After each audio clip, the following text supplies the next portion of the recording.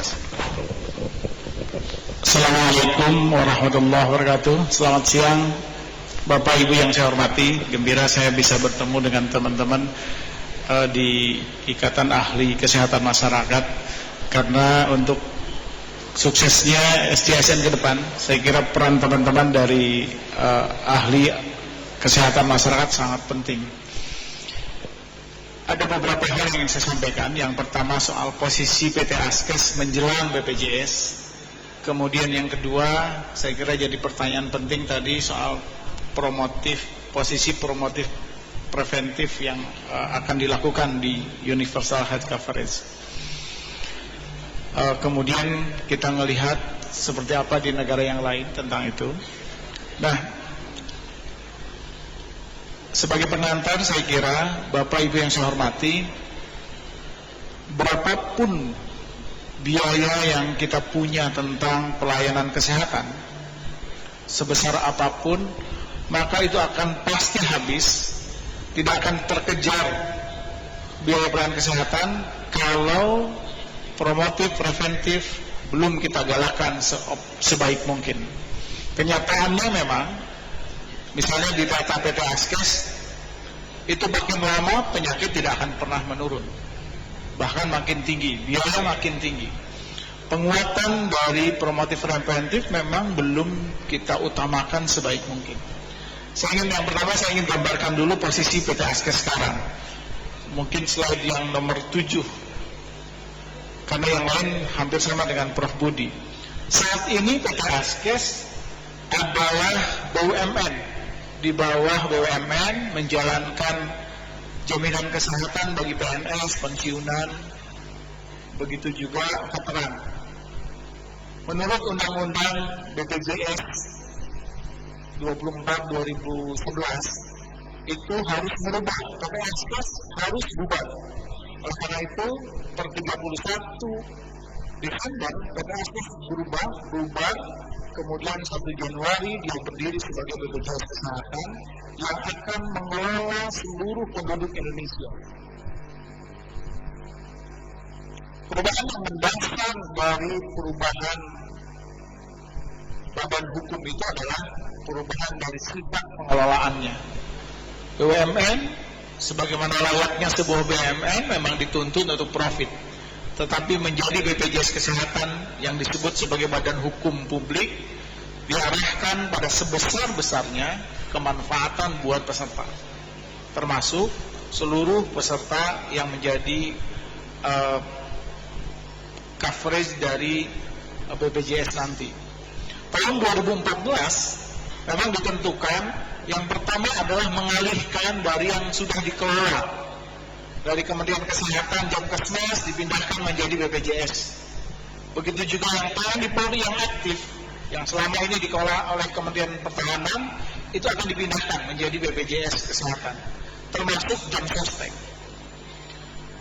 Walaupun yang lain belum ditetapkan, tetapi dari awal sudah harus dijalankan untuk seluruh masyarakat, walaupun tentu pasti butuh tahapan. Tetapi di 2014, terus saya, Bapak Ibu yang saya hormati, teman-teman yang misalnya mengalami gagal ginjal, mengalami hemofili atau penyakit kronis yang lain, sudah mulai daftar duluan. Dan itu potensi bagaimana pengelolaan pembiayaannya. Bahkan sebenarnya kemarin ketemu perusahaan-perusahaan swasta yang membangunkan, mereka siap mendukung BPJS, tapi maksudnya yang betul. Saya kira ini beban berat bagi BPJS untuk mengelola itu. Di samping premi yang 19.225 itu, kalau menurut hitungan para ahli memang belum cukup. Oleh karena itu yang paling penting adalah penguatan bagaimana promotif preventif sebenarnya untuk menjaga jangan sampai pelayanan kuratif lebih banyak. Harus kita akui saat ini memang kuratif jauh lebih banyak. Yang paling tinggi di angka Askes sekarang adalah jantung. Walaupun terus terang peranan teman-teman jantung itu untuk mendorong semua dikategorisasi walaupun normal itu juga banyak. Dan itu sangat Saya kira ke depan kita harus merumuskan bagaimana pembiayaan pelayanan kesehatan seefektif mungkin dan seefisien mungkin. Itu yang saya kira kita harus diskusikan, dan tentu teman-teman dari Ikatan Ahli Kesehatan Masyarakat itu menjadi membuat konsep arah mana ke depan. Nah, kaitannya dengan upaya promotif dan preventif, di undang-undang disebutkan bahwa cakupan dari manfaat jaminan kesehatan nasional adalah promotif, preventif, kemudian kuratif dan rehabilitatif. Harus diakui di BPASKes memang lebih banyak pada porsi di kuratif, yang makin banyak biaya makin tinggi. Porsi untuk preventif promotif itu hanya sedikit. Kemudian diperjelas dari undang-undang itu yang dicantumkan di dalam Perpres yang disusun oleh Prof. Budi dan kawan-kawan, termasuk Askes di dalamnya, itu menuangkan bahwa memang pengertian promotif preventif yang di sana adalah memang relatif lebih, menurut saya memang masih agak sempit, karena di situ hanya memuat satu, penyuluhan kesehatan perorangan. Tentu ini bisa diperluas, tapi penyuluhan biasanya di kita terus terang saja asal lewat. Yang kedua adalah imunisasi dasar, yang itu sebenarnya sudah dikelola, yang selama ini sudah ada. Kemudian keluarga bencana dan screening kesehatan yang itu dimasukkan ke dalam itu. Nah, ke depan saya kira dengan premi yang dinaikkan, kemudian yang paling penting adalah bagaimana peningkatan fungsi pelayanan primer.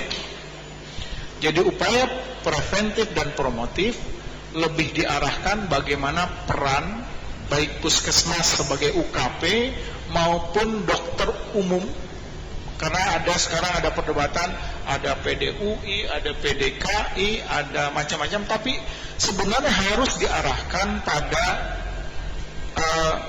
penguatan bagaimana primer itu menjalankan promotif preventif.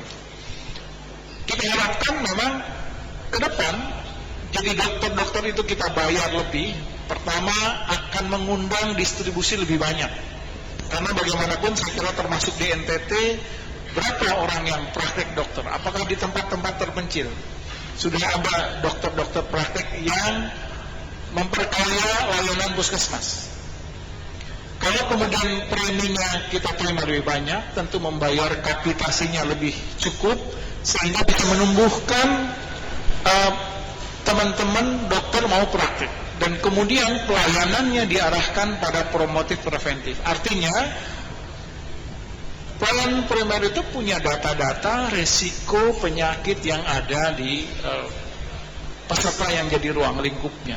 Saya kira itu yang perlu ditekankan. Mungkin konsepnya juga saya berharap Bapak Ibu dari Ikatan Kesehatan Masyarakat merumuskan, karena kedokteran keluarga konsepnya dari dulu, tetapi penerapannya terus terang saja belum. Askes pun menamakannya dokter keluarga, tapi prakteknya tetap kuratif. Ke depan itu misalnya kalau kita lihat di negara lain misalnya, tidak sekedar tadi penyuluhan, karena konsep penyuluhan kita pun belum kita evaluasi. Seperti apa penyuluhan yang kita sampaikan? Karena penyuluhan yang sering dibuatkan oleh Kemkes, oleh Askes, hanya lembaran-lembaran yang belum tentu dibaca, belum tentu dimengerti. Tetapi rasanya tidak merubah perilaku dari kesehatan itu sendiri. Saya di ujung bagian, nah di PT Askes, memang promotif preventif dijalankan misalnya, bagaimana menjaga yang sehat tetap sehat. Itu rasanya tidak ada intervensi yang nyata sebenarnya, karena ternyata yang potensi tidak sehat makin banyak. Yang real dilakukan oleh PT Askes adalah sekarang menjaga yang sudah sakit tidak kemudian makin parah.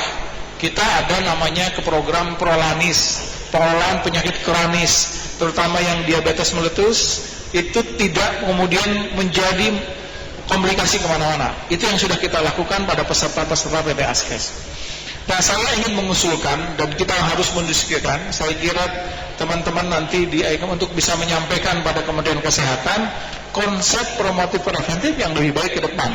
Misalnya contoh, kalau kita cuplik dari yang dilakukan oleh di negara-negara Eropa, misalnya upaya kegiatan promotif, misalnya bagaimana menjaga diet, menjaga makanan. Saya kira di kita itu, termasuk kita sendiri, tidak pernah punya tatanan untuk melakukan itu. Begitu juga aktivitas fisik, begitu juga kebijakan tidak merokok misalnya. Saya kira kebijakan tidak merokok sudah kita gembar-gemborkan, tapi rasanya juga tidak berkurang. Sudah ada denda juga tidak ada berkurang. Karena penyakit sesubah itu karena rokok misalnya, itu yang kemudian banyak akibatnya dan biaya tidak turun. Begitu juga misalnya konsumsi, kalau di kita mungkin rendah, tapi di beberapa tempat tentang alkohol. Termasuk juga hal-hal yang lain, misalnya manajemen stres dan sebagainya. Kemudian yang berikutnya adalah soal promotif preventif. Mungkin ke depan harus kita galakkan bagaimana menjaga tadi perawatan di rumah. Nah, terus terang saja di Askes juga belum kita lakukan bagaimana misalnya home care kita galakkan. Bagi yang sudah sakit kita jaga, tetapi juga sebenarnya bagaimana memelihara kesehatan keluarga. Kita tahu, saya pernah di puskesmas, sebagian besar teman-teman di puskesmas ada kegiatan bagaimana dokter harus merawat di rumah. Tetapi terus terang saja revitalisasi untuk kegiatan di puskesmas yang banyak itu kita belum. Kalau saya kira institusi yang paling dekat dengan masyarakat adalah puskesmas. Kalau dulu ada 18 program kita optimalkan, tentu masyarakat kita sehat. Misalnya soal sanitasi, soal lingkungan yang jadi saya kira teman-teman adalah pakarnya. Kalau itu dijalankan, tentu masyarakat kita sehat. Masalahnya sekarang kondisi itu memang belum kita dorong terjadi. Saya kira kalau nanti Kementerian Kesehatan mengalokasikan sebagian besar biaya pelayanannya untuk puskesmas, itu promotif preventif akan tumbuh dengan baik. Nanti Askes misalnya untuk dokter keluarga, dokter umum yang di-hire diarahkan ke sana. Sehingga kelak biaya pelayanan kesehatan ke depan tidak terlalu naik begitu tinggi. Diharapkan BPJS berapapun preminya akan cukup. Saya kira itu yang mau saya sampaikan kepada Bapak Ibu. Tentu ke depan nanti butuh masukan dari teman-teman para ahli mengenai promotif preventif yang harus dijalankan di BPJS. Terus terang sekarang belum ideal, termasuk penguatan pada pelayanan primer. Saya kira demikian. Assalamualaikum warahmatullahi wabarakatuh. Kita bahas untuk pertama. Berikutnya kesempatan kepada Pak Dedi Supratman.